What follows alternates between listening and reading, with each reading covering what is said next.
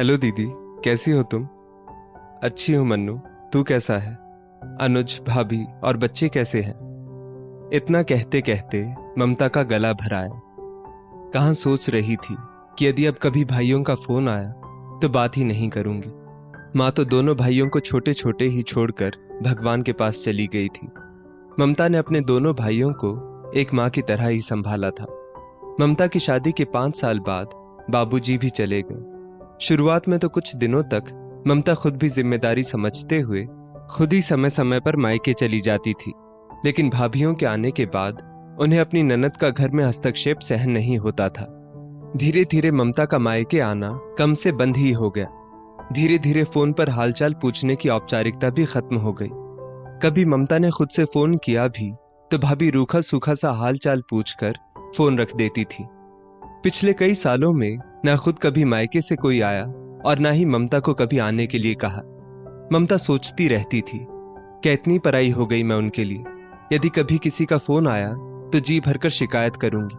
लेकिन आज इतने दिनों बाद अपने छोटे भाई मनीष की आवाज सुनकर वो रूठने का नाटक भी नहीं कर पाई और अगले ही पल पिघल गई। फोन कान से लगाए वो अपनी आंखों को पोंछ रही थी कि उधर से मनीष बोला, दीदी तुम तो भूल ही गई हमें।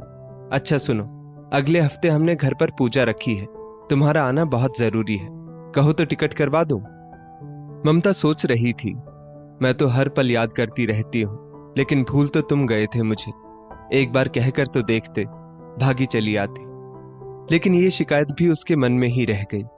अपने आंसू पोंछते हुए वो बोली, नहीं रे, टिकट करवाने की जरूरत नहीं, मैं खुद ही आ जाऊंगी। तुमने ऐसे मौके पर बुलाया, यही बहुत है, मैं जरूर आऊंगी। मायके से बुलावे पर ममता जी के तो पर ही निकल आए थे। उनके पति ने हंसते हुए कह भी दिया, इतने सालों बाद याद किया है तुम्हारे भाइयों ने, जरूर कोई मतलब निकालना होगा। नहीं जी, ऐसा क्यों बोल रहे हैं आप? भाई हैं आखिर मेरे, खून के रिश्ते ऐसे ही थोड़े भुलाए जाते हैं। छोटे हैं ना, दुनियादारी नहीं समझते। काम धंधा जमाने और परिवार की देखभाल में आजकल किसको इतना समय मिलता है? वैसे मेरे भाई मुझ पर जान छिड़कते हैं। ममता की खुशी और विश्वास देखकर उनके पति कुछ बोले तो नहीं, लेकिन मन ही मन ये दुआ जरूर कर रहे थे कि उनका ये विश्वास ना टूटे, क्योंकि मायके की उपेक्षा से उन्होंने ममता को हर पल टूटते देखा था। ममता जी ने बहुत चाव से दोनों भाई भाभीियों और उनके बच्चों के लिए उपहार और मिठाइयां ली। खुद ही टिकट करवा कर वो अपने मायके पहुंच गई। कोई ज्यादा खुश तो नजर नहीं आ रहा था, लेकिन ममता अपने भाई भतीजों को इतने सालों बाद देखकर बहुत खुश थी। घर पर माँ बाबूजी के नाम पर पूजा रखी थी, जिसे देखकर ममता भाव विभोर हो गई। मन ही मन सोच रही थी, भाई चाहे कितने भी बदल गए हो, लेकिन चलो कम से कम अपने संस्कारों को तो नहीं भूले। पूजा के बाद खाना पीना हुआ और सब बैठक में बैठकर बातें करने लगे। दोनों भाभियां इशारे से भाइयों को कुछ कहने के लिए बोल रही थी। तभी छोटा भाई अनुज कुछ कागजात लेकर आया और मनीष को थमा दिए। ममता जी प्रश्नवाचक दृष्टि से भाइयों को देख रही थी। मनीष ने हिचकिचाते हुए कहा, दीदी आप यहां हस्ताक्षर कर दो। किस चीज के कागज हैं ये मनीष, और मेरे हस्ताक्षर क्यों चाहिए? ममता ने अचरज से पूछा। दीदी वो क्या है ना, मैंने और अनुज ने सोचा है कि अब शहर में अपना अपना घर ले लेते हैं। वैसे भी आए दिन किसी न किसी काम के लिए हमें शहर जाना पड़ता है, फिर बच्चों की आगे की पढ़ाई लिखाई में भी सुविधा हो जाएगी। इसलिए क्या भाई, ये मकान बेच रहे हैं, जिससे जो पूंजी मिलेगी मिला जुलाकर शहर में फ्लैट आ जाएगा। मकान बेचने के नाम से ममता को धक्का सा लगा। क्या इसीलिए इतने दिनों बाद इस बहन की याद आई थी? क्या ये सिर्फ एक मकान रह गया है इनकी नजरों में? हमारा सारा बचपन जिस आंगन में बीता, वो आंगन अब बेच दिया जाएगा। जिस घर से माँ बाबूजी की यादें जुड़ी हैं, अब उन यादों का कोई मोल नहीं। ममता के हाथ कांप रहे थे। वो उठ खड़ी हुई और वहां से निकलकर छत पर चली गई। दीदी को इस तरह बिना हस्ताक्षर किए उठकर जाता देख दोनों भाभियों का मुंह बन गया। एक भाभी बोल पड़ी, देख लिया अपनी माँ जैसी बहन को, तुम तो कह रहे थे कि हमारी बहन हमारे लिए कुछ भी कर सकती है। अरे प्रॉपर्टी के नाम पर अच्छे अच्छों की नीयत डोल जाती है। भाइयों का हिस्सा खाने का मन होगा, इसलिए साइन करने से इनकार कर दिया। दोनों भाई चुप थे, लेकिन ममता के इस व्यवहार से दोनों असमंजस में जरूर पड़ गए थे। पूरे दिन घर में चुप्पी पसरी रही। सुबह भतीजा रोहन ममता को खाना खाने के लिए बुलाने गया। तीनों भाई बहन की थाली परोस दी गई थी। दोनों भाइयों ने अपनी थाली में रखी रसमलाई सबसे पहले खा ली, फिर खाना खाने लगे।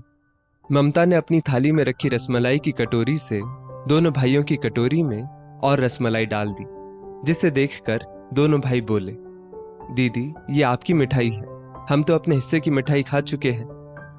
तुम्हें याद है बचपन में भी तुम सबसे पहले अपने हिस्से की मिठाई खा लेते थे? ममता ने मुस्कुराते हुए पूछा।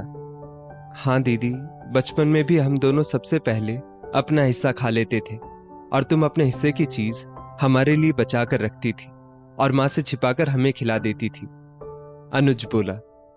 भाइयों की बात सुनकर ममता की आंखों में आंसू आ गए। वो दोनों भाइयों के सिर पर हाथ रखते हुए बोली, फिर तुमने ये कैसे सोच लिया कि अपने हिस्से का भी भाइयों को खिलाने वाली बहन भाइयों का हिस्सा खा सकती है? दोनों भाइयों और भाभियों की गर्दन शर्म से झुक गई। नहीं दीदी, हमने कभी ऐसा नहीं सोचा। लेकिन आपने? हाँ, मैंने हस्ताक्षर नहीं किए, क्योंकि अपने मायके को बिखरते हुए देखना एक बेटी के लिए बहुत मुश्किल होता है।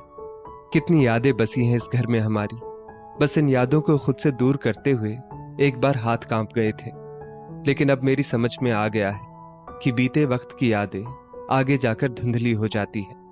मैं तो बस इतना चाहती हूं कि तुम सब खुश रहो। इतना कह ममता ने टेबल पर रखे कागजात उठाकर उन पर अपने हस्ताक्षर कर दिए। आज भरे मन से ममता फिर से अपने मायके से आखिरी बार विदा हो रही थी। उसके मन में आज भी बस अपने मायके की सलामती की दुआ थी। सबकी नजरें झुकी थी, लेकिन किसी की इतनी हिम्मत नहीं हुई कि आगे बढ़कर ममता को रोक ले, क्योंकि जिस स्नेह की डोर में बंधकर ममता इतने सालों के बाद आई थी, वो डोर भी आज टूट गई थी। दोस्तों, इस स्टोरी को लेकर आपकी क्या राय है? नीचे कमेंट करके जरूर बताइएगा। और ऐसी ही और भी बेहतरीन वीडियोस के लिए हमारा पेज जरूर फॉलो करें।